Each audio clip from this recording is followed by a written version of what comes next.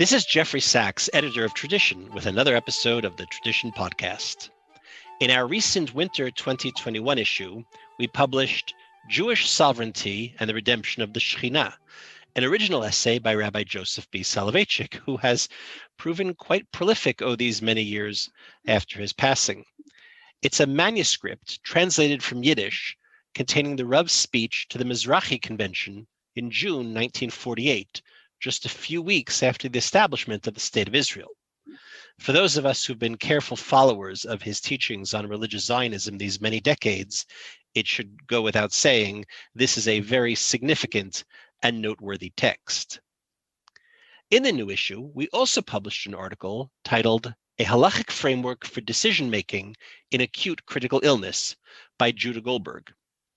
Rabbi Dr. Goldberg, who practices emergency medicine at the Shaare Zedek Medical Center in Jerusalem and at the Memorial Hospital West in Pembroke, Florida, is on the teaching faculty of Michlelet Mevaseret Yerusahalayim. In the essay, he explores the array of complicated decision-making in difficult, traumatic circumstances, including end-of-life decision-making, though not only. His framework will help guide the interactions between physicians, clergy, and the acutely ill patient and his or her family in what are always, even under the best cases, very complex circumstances. So, Judah, welcome to the Tradition podcast. Tell us a little bit about what you're saying in this proposal and what you're suggesting for change. Thank you, Jeff, for inviting me to this program to talk about this article. I would say if I could summarize the main takeaway of the article, it's that when facing difficult medical choices, particularly about invasive and aggressive interventions, patients should feel empowered in the name of halacha to make decisions that seem to be intuitive to them, meaning if an intervention seems to give them a good chance of meaningful recovery, absolutely. We believe in medicine, we believe in recovery, believe in trying to restore life, productive life. But if a patient is compromised and reaches a point where even the aggressive interventions that are suggested seem to simply not be in their best interests, the downsides, the possibility of outcomes worse than death, either prolonged death or dying process, or even persistent, prolonged, untreated suffering, then a patient should feel free in the name of halacha to decline that intervention. And that the patient and or his or her family should really be the ones that are driving this decision. Sure. Decision-making is never meant to be a burden to patients and or families. Sometimes it can be overwhelming. Sometimes it's something that they want to bring other voices into, whether it's rabbinic voices or other pastoral voices, or ask the medical professionals to give them more information. But patients and or their families, either together with their families or families in their place, if the patient's incapacitated, should feel that they can make decisions. What I found in my experiences is that sometimes patients or families have a sense of the trajectory that things are taking, how the patient has deteriorated over time, how even though there's no specific terminal diagnosis, they are, unfortunately, I guess, if I use almost a somewhat of a crude term that's sometimes used in medical context, they're circling the drain. Things are going southward, and patients have a sense that aggressive interventions can only cause more harm than good. Sometimes yet there is, I guess, a hesitation that halacha would want something else from them, that if they refuse that care or decline, that somehow they're betraying Torah, halacha, HaKadosh Baruch Hu, all three. And the point of the article is to argue from halachic sources that patients ought to be empowered to make the decisions that seem to be best for them. So for those of us that are less up to date on the halachic literature, or people that have blessedly not been initiated to the society of family members who've had to accompany loved ones at this point of life. How does what you're suggesting differ from the kind of state of play, the state of the issue up until now in the major trends in halachic writing? Sure. So importantly, in my article, I try, might sound paradoxical, I try not to be mechadesh anything. I try not to say anything on my own, and my arguments, I think, are built and therefore hopefully buttressed by the rulings of the giants of the late 20th century. Specifically, I have in mind of Moshe Feinstein, as well as of Shlomo Zalman Auerbach. They established the precedent, and they were joined by several other figures as well, that in certain scenarios, it is okay to withhold care. That as much as we believe in the sanctity of life and the preciousness of every moment, in cases where life is too much of a burden, where there's incessant suffering involved, and where survival is really not an option, then care need not be pursued.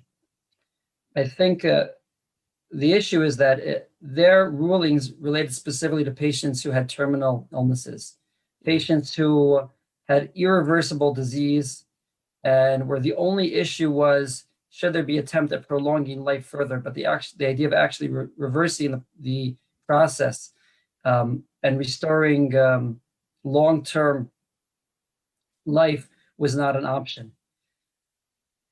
The medical literature, the halachic literature, I should say, until now, has built upon their rulings, but I think in a more narrow sense of viewing closely to what they wrote about, which is exactly the situations of terminal illnesses. Only a patient, let's say a patient with end-stage cancer, a patient who has got severe advanced dementia, which really in the end stage, that's where the halachic literature has been most free in making use of their rulings.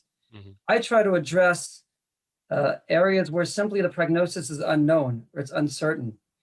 And I contend that these aren't the exceptional cases, this is the norm, that terminal situations, they are the exceptions, but that much of what I see in the clinical context, both because of the nature of disease itself and the nature of the medical practice, medicine is a probabilistic undertaking where we try to make predictions. We talk about probabilities, but unless the probability is either 0 or 100%, we refrain from giving absolute pronouncements, or at least we ought to. We don't always keep to that principle. But in general, medicine is making predictions of probabilities and not giving absolute statements about what's going to happen. Even though your patients very often are demanding such statements or expecting them. That is true. That is true. It's we all want certainty, and it's hard to live with uncertainty.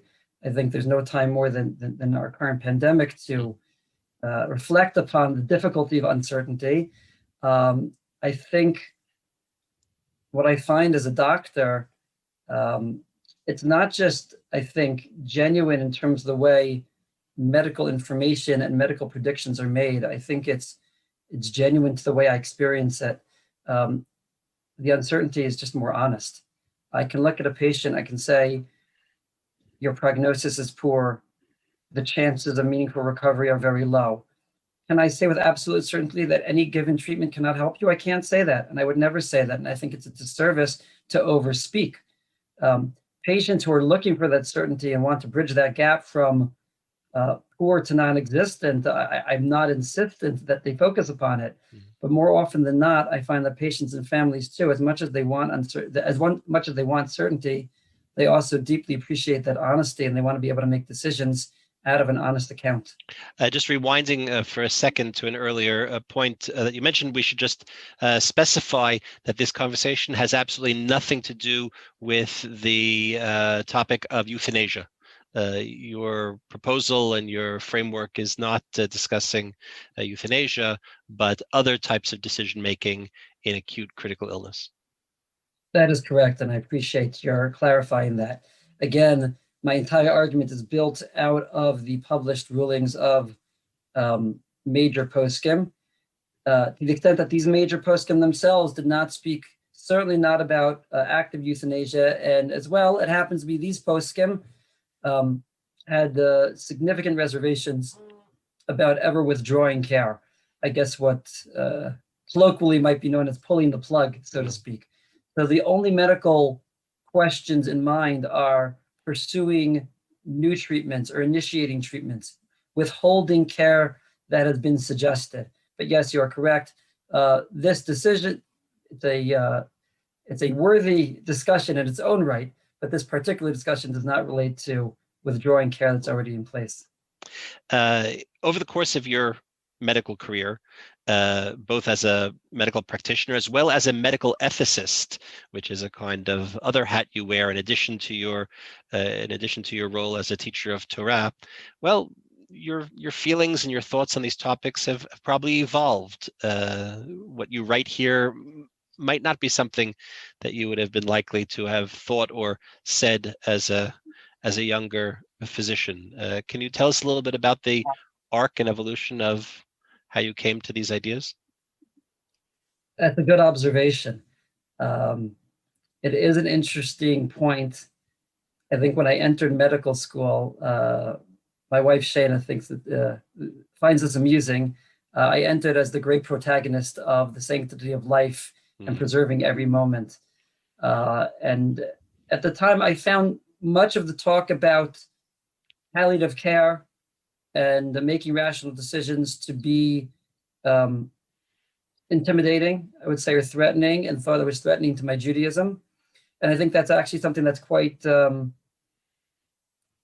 common, of a sense of antagonism between the field of palliative care and people who are devout to the religion, for both earned reasons and unearned reasons, that there's a sense of suspicion there.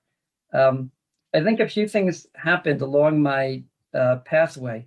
I would say I became more educated, both in my medicine and in my exposure to halacha. In the medicine, I think I underestimated, until one's in the clinical context, how difficult the burden of chronic illness can be and how much suffering can be involved. Suffering, I'll just, if I can elaborate for our listeners, suffering, it's not a happy topic, but it's important to understand, and it comes in a lot of different flavors. Sometimes the suffering is because of the illness itself. Patients have been robbed of dignity because of cognitive dysfunction. Patients have enormous pain from end-stage cancer. Sometimes the suffering is imposed by the medical care, sometimes in obvious ways, let's say invasive surgery or painful procedures. Sometimes it's just even the routine of care. I can think of the patients who came in where they come into the emergency department. Our first job is to establish intravenous access, an IV, and to take some blood samples.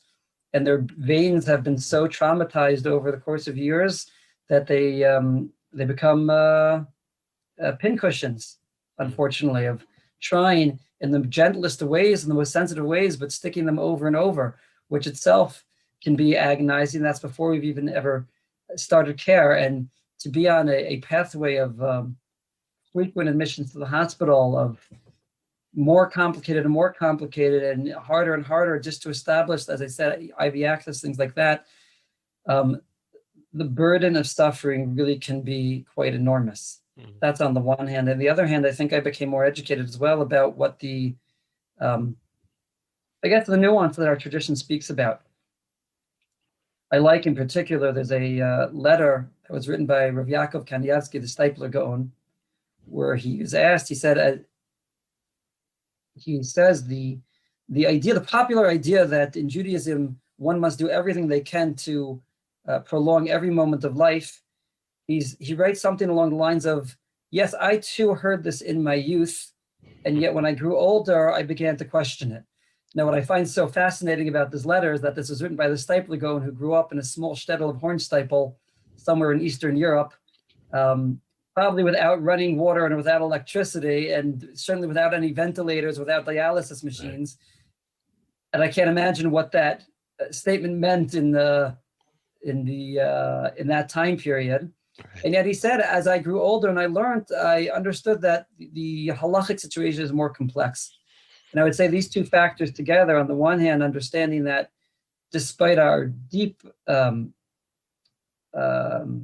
commitment to preserving and prolonging life, the burden of suffering that is out there, and on the other hand, the nuance with which halacha relates to it, I think that my thinking has evolved over the years. Well, speaking of the evolution of your thought, if we look back into the tradition archives, readers will discover another piece you authored for us in 2010, in our summer 2010 issue, an article about the ethics of truth-telling to patients. These two essays are, of course, interrelated, and I'm curious how you think they fit together and how the two pieces are in dialogue with each other. That's an interesting question. Thank you for bringing that other article up. When I think about it, I think there's 2 points of overlap that are most significant to me in reflecting back on the two of them. One, I would say both of them were driven by a sense that the halachic literature was not describing the clinical context that was familiar to me. The way that the halachic discussions I was reading about truth-telling were speaking about it, the considerations involved, that just didn't match the clinical environment and the medical practice that was my daily life. And so too in terms of relating to critical illness and the difficult decisions involved. And really I was driven by a desire to somehow not update a halacha, but update halacha's a conceptualization of a situation. I would say halacha, like every legal system, has to conceptualize a scenario, has to look into itself to find the right terminology, the right description of what it sees before it. And I just thought that there was room to sharpen that and to refine that and to come up with a halachic description that the people on the front line, not just myself, hopefully other medical practitioners like me would read that and say, yes, that describes me. That describes what I'm seeing. That is on the mark in terms of what I experience, irrespective of what the actual judgments involved are. That's point number one. I think the other point, that the commonality between them is an emphasis on autonomy and on empowering patients to be responsible for their own care. On this point, I have to say I am indebted to a wonderful Jewish bioethicist named Dr. Benjamin Friedman, alav hashalom, who unfortunately passed away at a relatively young age, but left an incredible volume, I think that was published posthumously, called Duty and Healing, where he develops the idea that autonomy is not a right within Judaism. It's not even a privilege. It is a duty, that we may be stewards of our bodies, but to the extent that we are stewards, part of being responsible is being as proactive and as engaged as possible. And I think that idea, it runs through both of these articles, and if Jeff, you'll allow me to say, it's actually become somewhat of a running theme for my wife Shana and I together, and things that we've collaborated upon. Mm-hmm. The idea that patients are best situated to make decisions for themselves, including the decision, can they handle a frank discussion of prognosis? I think that's the cornerstone of the article about truth-telling.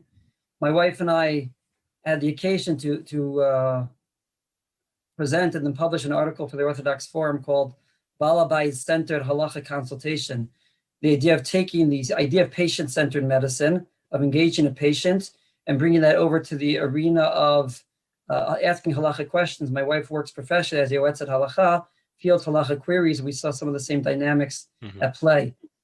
She's actually has a forthcoming book also on empowering individuals to make decisions for themselves, to encourage them to trust their instincts in decision making. And so to here also, I think the idea that patients know their situation best, they feel out the nuances, things that they may even find it difficult to describe to an outside party, to a rabbi, to someone else, what the degree of suffering is, what the degree of pessimism is of a particular treatment plan. And we can tell those patients, you know what's good for you. You have an instinct about this. You seem to know what's in your best interest. Halacha would endorse your following that. So I think that is the other common theme that runs through both of these works. One of the interesting things that I learned, or an insight that I gained through the work that author and editor often do in bringing an essay to publication, was this kind of paradox at work in the field.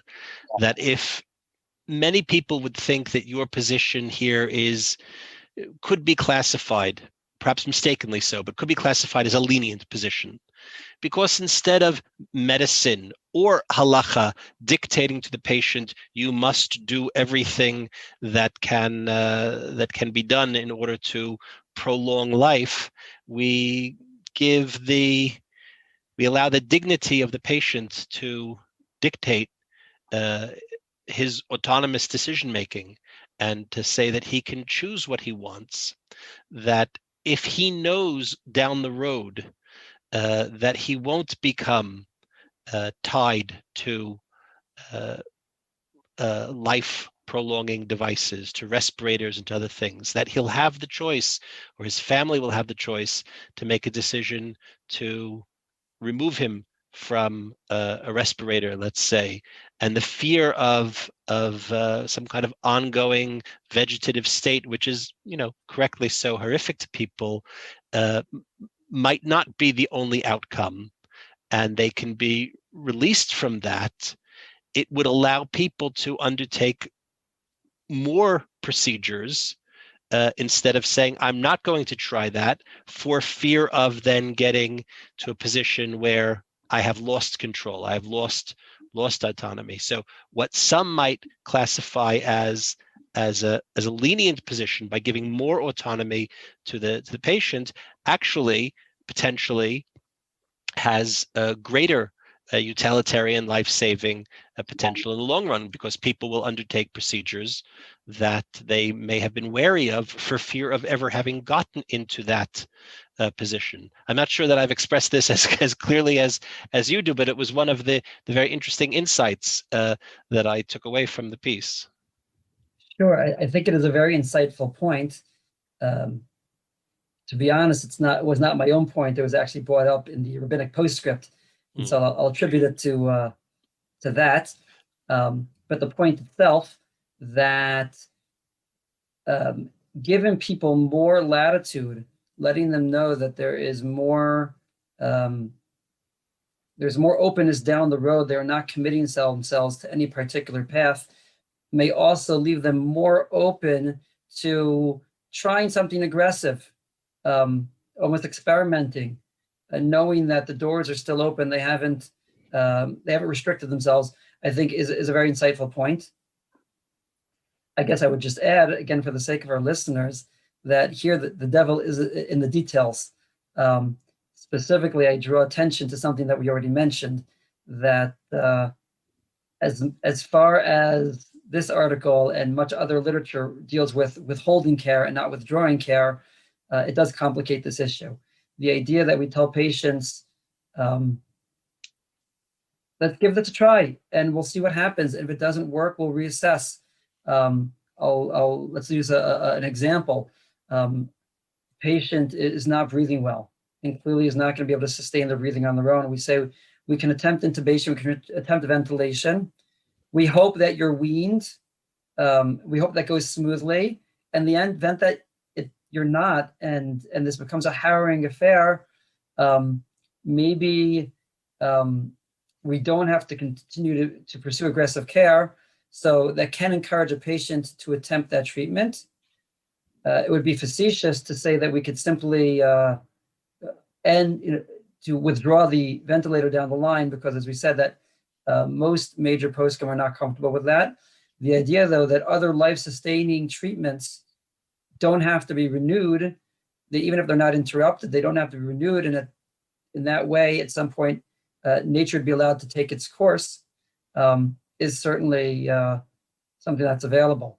If I could add another point to that, as you said, sometimes we have a stringency that turns into a leniency and vice versa. Another example, I think, comes back to our earlier discussion about patients looking for certainty. Patients look for certainty. I've had the experience of Rabbanim looking for certainty as well. I've had the experience of being consulted on certain medical cases where the prognosis is poor, but the Rabbanim involved are working with a framework of only a patient who is terminal, who in Hebrew the term is a choleh hanotel lamut. That's the only kind of patient who is authorized to decline care. And so someone might say to me, tell me honestly, Dr. Goldberg, this patient, they really don't have any chance, right?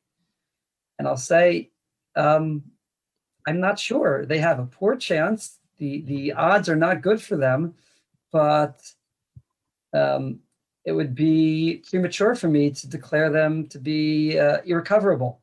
And so for all that, sometimes the desire to be very conservative and rigid in terms of our Halakhic framework, say we're only going to be makil, we're only going to be lenient for patients who are clearly notel lamut, but then we might, there might be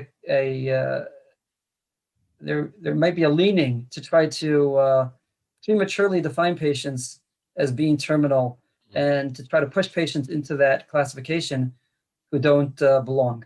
Yeah. You mentioned a moment ago the Halakhic Postscript, which is one of the, I think, really wonderful things we were able to do with this piece. Something, frankly, a little unusual for our journal, but we were delighted in light of the fact that we're publishing your proposal. You are, of course, a physician. You are, of course, a medical ethicist. You are, of course, a rabbi and teacher of Torah, but you're very quick to point out that you are not a posek that determines matters of Jewish law of the highest order. And the piece was reviewed by rabbis Hershel Schachter and Mordechai Willig of Yeshiva University in New York. And they penned a kind of a concurring opinion, a rabbinic postscript, which we publish alongside your piece. I should mention to our listeners that both of these articles are freely available, open access on our website, traditiononline.org. But tell us a little bit about what Rabbis Schachter and Willig write in their response. Sure. I certainly think that their response is the most exciting piece of this whole project. I feel extraordinarily privileged to have them both. They were both quite gracious in reviewing multiple drafts of my full article, in lending their endorsements to its specific recommendations at the end, and then adding their own postscript. And I feel privileged to be a facilitator in bringing their rulings to the public eye. For one, they lend their endorsements to the recommendations in my article, and I obviously I think those are important and practical for the public, not just for the public and the rabbis who serve them. In their own postscript, they add, I said I was not mechadish anything, whereas Rav Schachter and Rav Willig do add what I think are important chidushim to the entire field of medical decision making. Specifically, aside from the situations that I've talked about critical illness and medical uncertainty, they discuss patients who have little to no quality of life, patients with severe cognitive dysfunction, for example, advanced dementia, patients who are either unconscious or who have little to no awareness and little to no meaningful interaction with their surroundings. In those cases, Rav Schachter and Rav Willig take the position that there too, patients, not so much the patients, but merely the families that are serving as their surrogates, can make decisions in the best interest of the patient, and there's no absolute necessity to undergo medical treatments. If it seems in their judgment to be in the best interest of the patient to forego medical treatments, then that would be legitimate. Interestingly, they say explicitly in this postscript that they decline to discriminate between different situations and kinds of medical treatments. In the past, other postskim have distinguished between what they consider to be ordinary and extraordinary treatments, between things that are routine, such as hydration, feedings through a feeding tube, or even oxygen, and things that are more invasive, or even to distinguish between treatments that have become routine for a particular patient. Let's say a patient who has for years been getting dialysis versus a new treatment which is being suggested. And here, Rav Willig and Rav Schachter, my understanding, say that a patient for whom the perpetuation of life does not seem to be worthwhile, a patient who either has such undue suffering or such little quality of life that, again, they do not discuss withdrawing care. There's actually a subtle footnote on that topic. When it comes to withholding care and care of any kind, Rav Schachter and Rav Willig, again, leave it in the hands of the people who know them best and have their best interests in mind. It's the whole project, your piece and their response is incredibly empowering to people that find themselves in very difficult, critical circumstances. But I would say what you failed to, that Rabbis Schachter and Willig begin their essay by saying, Rabbi Dr. Judah Goldberg has written a masterful and important article based on the seminal rulings of Igrat Moshe and others, and drawing on his extensive real-life experience in acute emergencies. Before we end, I'm, of course, mindful of the fact that we're having this conversation and that we published this essay in the middle of a worldwide pandemic, a pandemic which, of course, has placed many people on respirators. Of course, the pretext of what you write is not connected to COVID per se. The focus of the article is much more general and would be relevant even if we didn't find ourselves in the middle of this circumstance. Hopefully, I should say, we might hope that we're at the tail end of the pandemic, but who knows? So tell me a little bit about how your thinking on this is filtered through the current medical moment that we find ourselves in. It's a good question. As you said, I don't think there's no fundamental changes to the essential framework based on the pandemic or other circumstances. I do think there's a couple of points that this current pandemic highlights. One is the need for good decision-making. I think we've learned over time, and it's evolved over time, but we've learned over time that for many, many patients, the full breadth of critical intervention and everything that modern technology can do is worthwhile. And we have to give patients every last chance, and we cannot give up on them. At the same time, I think the pandemic has only highlighted for us that I think it's our duty when I differentiate between when healthy people become sick and when sick people become sick.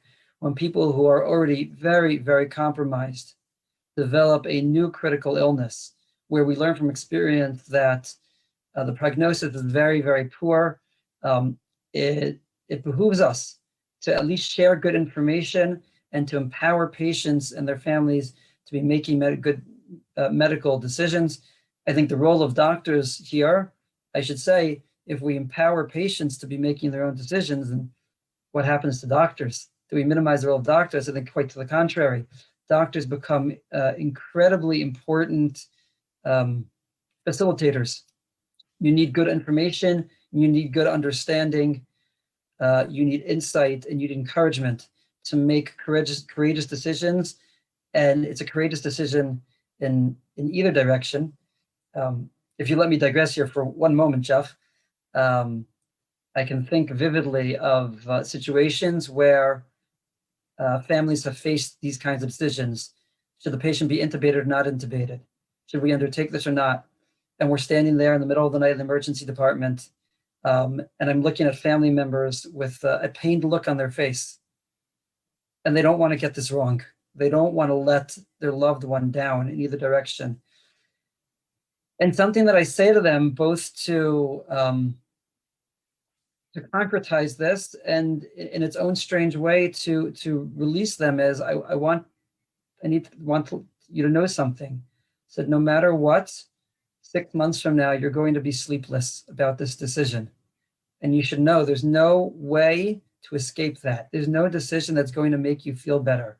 You can't say, well, be aggressive, and that way I'll release my conscience, or to the contrary, we'll make sure that they don't suffer. And that way, either way, your conscience is going to be plagued by the gravity of the decision. At the same time, that is unfortunately what life often thrusts upon us, is difficult decisions. Coming back to the topic about the pandemic, I think it is sharpened for us that it's our duty to be honest and straightforward and help people really understand what prognoses are, where treatment has a reasonable chance, and where it doesn't. I think a catchphrase that I've used sometimes is the difference between rationing care and providing rational care. We're not looking to withhold care to somehow save up on our supplies. Thank God the pandemic in most scenarios has not gotten to that point, even though it's a worthy discussion in its own right for another time. But how to provide rational care, how to help patients and families make their own rational decisions, certainly that's truer than ever. And the second point, which I don't think we can reflect upon this pandemic without mentioning, is if we talked about the theme of uncertainty, of working within a fog, not just a fog for a patient and the patient's particular prognosis, but for the medical establishment. We have all been so humbled. Patients and practitioners alike, collectively, we have been so humbled. And as you said, you offered an optimistic prediction that maybe we're at the tail end, and I would like to agree with you. And I say it so cautiously because we have been so humbled over and over by this capricious virus and by this unpredictable pandemic. On the one hand, it's humbling. On the other hand, still in the face of uncertainty, we have to find a path forward. And it's on the one hand, the doctor's role to help navigate the patients and their families through uncertainty, and the patient's role is to ultimately make the best decisions they have with the available information. Well, in the piece, you write, the best arbiters of suffering and its consequences may be the patients themselves, along with their caretakers, who can interpret ever-changing medical assessment in light of their deep, nuanced understanding of the overall situation and consider their options accordingly. The essay is A Halakhic Framework for Decision-Making in Acute Critical Illness by Rabbi Dr. Judah Goldberg, with a Rabbinic Postscript by Rabbis Hershel, Schachter, and Mordechai Willig, appearing in the winter 2021 issue of Tradition, available open access online at traditiononline.org. I think that the proposals here have great potential to help people that are in very unfortunate, traumatic, and difficult circumstances to navigate their way through. So in that regard, we are in your debt, Judah Goldberg. Thank you for joining us on the Tradition Podcast. Thank you very much for this opportunity. And thank you generally, Jeff, for all of the work on this project, and to the entire Tradition staff for bringing it to fruition.